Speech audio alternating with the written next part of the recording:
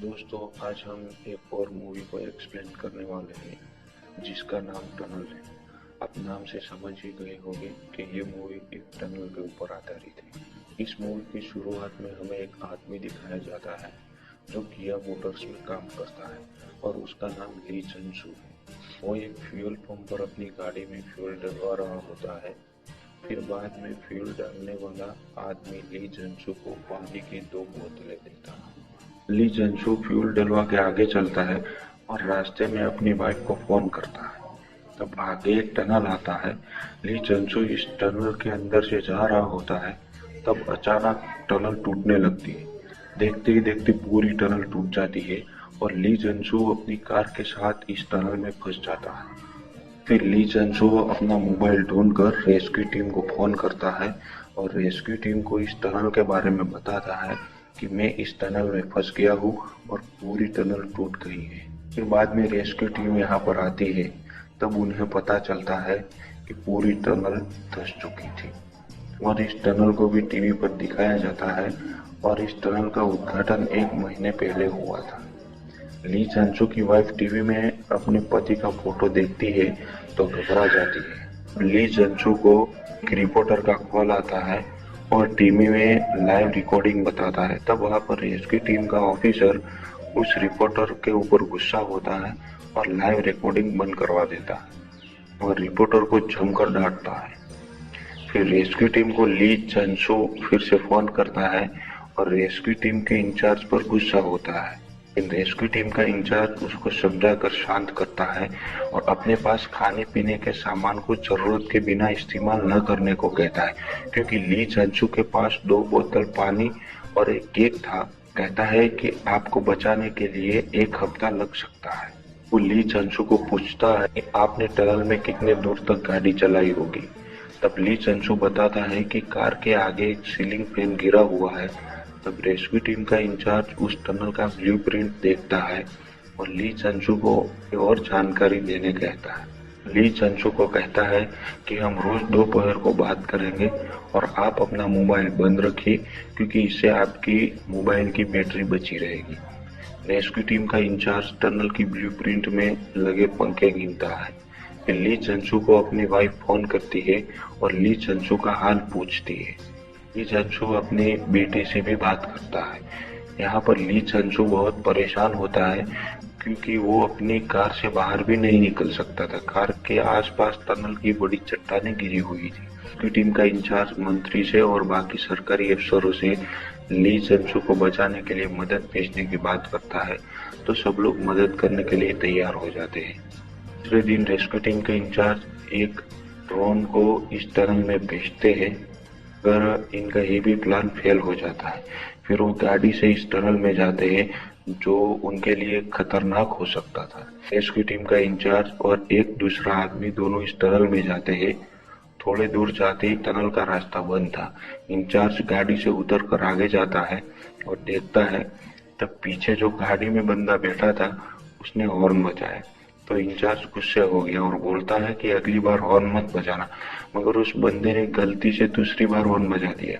इस हॉर्न की आवाज सुनकर ली जंसू ने इंचार्ज को फोन किया कि मुझे अभी हॉर्न की आवाज सुनाई दी। तो इंचार्ज ने फिर से हॉर्न बजाया तो ली जंसू को कहा कि वो हम ही हैं। इंचार्ज ली जंसू से फोन से बात कर रहे होते हैं, तब ऊपर से मिट्टी गिरने लगती है। ये लोग आसपास लाइट मार कर देखते हैं तो ऊपर से मिट्टी गिर रही होती है। तब अचानक बड़े बड़े पत्थर गिरने लगते हैं तो इंचार्ज गाड़ी को रिवर्स में भगाने लगता है। इतनी तेजी से गाड़ी को रिवर्स में भगाता है कि गाड़ी का एक दरवाजा उखड़कर गिर जाता है। गाड़ी भी कई जगह पर ठुक भी जाती है और घिसटती भी है। ये लोग किसी तरह अपनी जान बचाकर इस टनल से बाहर आते हैं। बाहर आने के बाद रेस्क्यू टीम का इंचार्ज फोन मांगता है। तब वहां पर ली जंसू की वाइफ दौड़ती हुई आती है।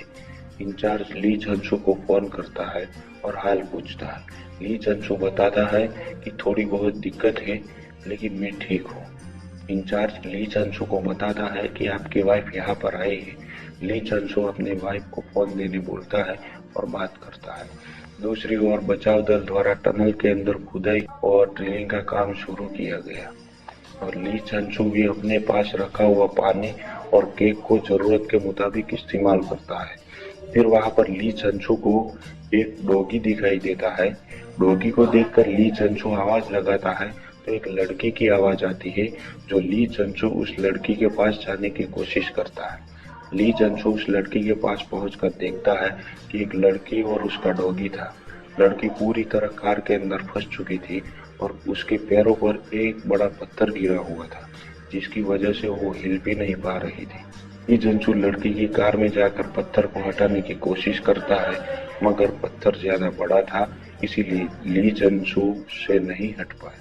फिर लड़की ली चंचू से पानी मांगती है तो ली चंचू अपनी कार से पानी लाकर इस लड़की को पिलाता है। ली चंचू की बीवी भी टीवी में ली चंचू के बारे में टीवी में न्यूज देखती है। दूसरी ओर ली चंचू और वो लड़की दोनों बात करते हैं। फिर ली चंचू अपनी कार में वापस आता है और कार की लाइट बंद करके सोने की कोशिश करता है, मगर उस लड़की का डॉगी ली चंचू की केक खा जाता है। ये देखकर ली चंचू उस डॉगी के ऊपर बहुत गुस्सा होता है। दूसरी ओर ली चंचू की बीवी रेस्क्यू टीम को अपने हाथों से नाश्ता बनाकर खिलाती है। यहाँ पर ली चंचू दूसरे दिन उस लड़की के पास आता है तो लड़की बहुत परेशान हाल में थी, क्योंकि वो एक ही जगह पर 3-4 दिनों से बैठी हुई थी, क्योंकि उसके पैरों के ऊपर एक बड़ा पत्थर गिरा हुआ था। ली चंचू को उस लड़की की हालत पर तरस आ रहा था। लड़की पानी मांगती है तो ली चंचू उसे अपने पास रखा हुआ पानी लेने वापस अपनी कार में जाता है, और वो जब वापस उस लड़की के पास पानी लेकर आता है तो वो लड़की मर चुकी थी। ये देखकर ली चंचू बहुत परेशान होता है और उस लड़की के ऊपर गिरा हुआ पत्थर को हटाने की कोशिश करता है। बहुत कोशिश के बाद पत्थर थोड़ा हट जाता है। पत्थर हटने के बाद उस लड़की की हालत देखकर खुद परेशान हो जाता है और इमोशनल भी। दूसरी तरफ टीवी चैनलों पर टनल के घटिया निर्माण की न्यूज चलती है। ली चंचू रेस्क्यू टीम के इंचार्ज को फोन करता है और कहता है कि आपने कहा था कि आपका पानी खत्म होने से पहले हम आपको बचा लेंगे, आप मुझे नहीं बचा सकते। मगर इंचार्ज ली चंचू को हौसला देता है और पानी की खाली बोतल में अपना यूरिन इकट्ठा करने कहता है।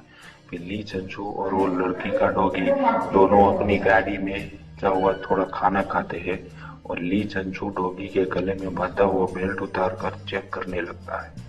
उतने में पास में पड़े पत्थर गिरने लगते हैं और पत्थरों को गिरने की वजह से गाड़ी के बाहर जगह खुली हो जाती है।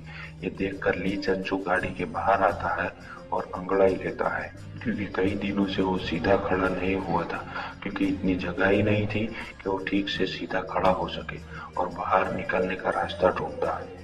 फिर ली चंचू के ऊपर इंचार्ज का फोन आता है तो इंचार्ज ली चंचू को बताता है कि तुम तक पहुंचने के लिए और 4 दिन लगेंगे। ली चंचू 24 दिनों से इस टनल में फंसा है और वो इंचार्ज ली चंचू को पानी खत्म हो जाए तो अपना यूरिन यानी पेशाब पीने को कहता है, क्योंकि ली चंचू के पास और कोई उपाय नहीं था। फिर जब वो अपना यूरिन पीने की कोशिश कर रहा होता है तब उसको वहां पर पानी टपकने की आवाज आती है, तो ली चंचू उस पानी को ढूंढकर वहां पर बोतल रख लेता है और फिर वो पानी पीता है। और पानी पीने के बाद ली चंचू अपनी वाइफ को फोन करके बताता है कि उसने पानी ढूंढकर पानी पिया जो बहुत मीठा था। दूसरी ओर ली चंचू को बचाने के लिए रेस्क्यू टीम द्वारा टनल में ड्रिलिंग के दौरान टनल का एक टुकड़ा बाहर निकलता है। ये देखकर लोग बहुत खुश होते हैं और टीवी में भी न्यूज आती है। फिर जब वो दूसरी बार ड्रिल करते हैं तो एक पंखे का ब्लेड और एक डामर का टुकड़ा निकलता है, मगर यहाँ गड़बड़ी हो जाती है क्योंकि रेस्क्यू टीम ने गलत जगह पर ड्रिल किया था, इसीलिए सब मेहनत बेकार गई। ली चंचू इंचार्ज को फोन करता है तो इंचार्ज उसे बताता है कि हमें माफ करना, हमने गलत जगह पर खुदाई की, इसीलिए हमें टनल के एंट्रेंस से फिर से खुदाई करनी पड़ेगी।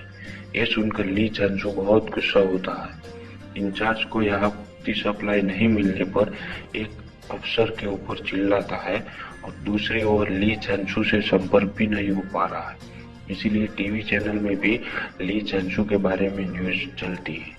और दूसरी तरफ ली चंचू अपनी गाड़ी में एफएम से बाहर की न्यूज सुनता है और वहां से बाहर आने का रास्ता ढूंढता है। दूसरी ओर ली चंचू को बचाने के लिए खुदाई का काम चालू है। और ली चांसू की वाइफ भी बहुत ही इमोशनल और परेशान हाल में है, क्योंकि उसका पति कई दिनों से मौत और जिंदगी के बीच में जूझ रहा है। दूसरी तरफ इंचार्ज भी ली चांसू को बचाने के लिए जहां पर खुदाई की उसी गड्ढे में उतरता है, और ली चांसू भी जहां पर फंसा था वहां से आगे की ओर बढ़ता है, और इंचार्ज भी गड्ढे में उतरकर माइक्रोफोन से ली चांसू की आवाज सुनने की कोशिश करता है, मगर उसी टनल में विस्फोट करना होता है तो इंचार्ज को ऊपर खींच लेते हैं। जैसे ही इंचार्ज को ऊपर खींचते हैं तो इंचार्ज के हाथ में जो माइक्रोफोन था वो उसी गड्ढे में गिर जाता है। फिर ब्लास्ट होता है तो ली चांसू भी वापस अपनी कार में आता है।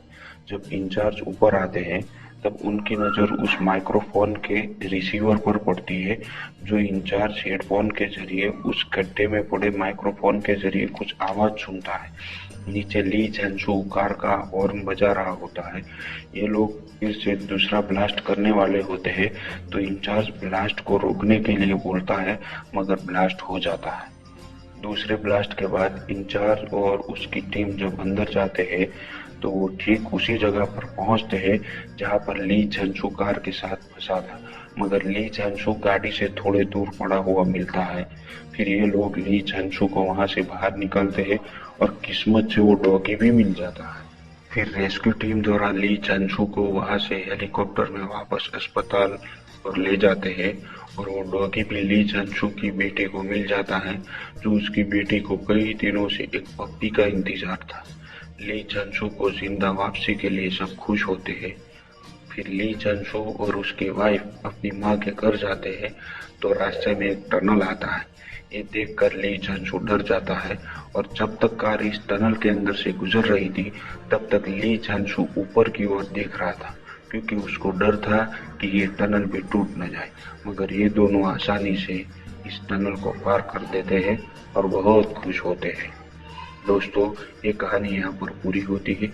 अगर आपको ये कहानी अच्छी लगी हो तो लाइक और शेयर जरूर करना, और आप इस चैनल पर नए हो तो चैनल को सब्सक्राइब जरूर करना। मिलते हैं नई कहानी के साथ।